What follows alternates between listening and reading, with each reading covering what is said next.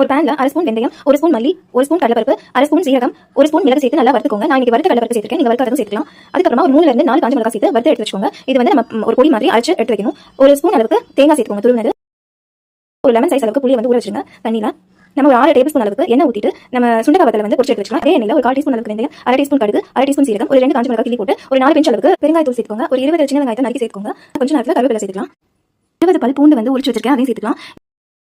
2 medium size தக்காளி வந்து அரைச்சு சேர்த்துக்கோங்க. இப்போ 1/4 டீஸ்பூன் மஞ்சள் தூள், 1 டீஸ்பூன் அளவுக்கு வெறும் மிளகாய், ஒரு அரை டீஸ்பூன் அளவுக்கு மல்லித்தூள் சேர்த்து நல்லா வதக்கிக்கோங்க.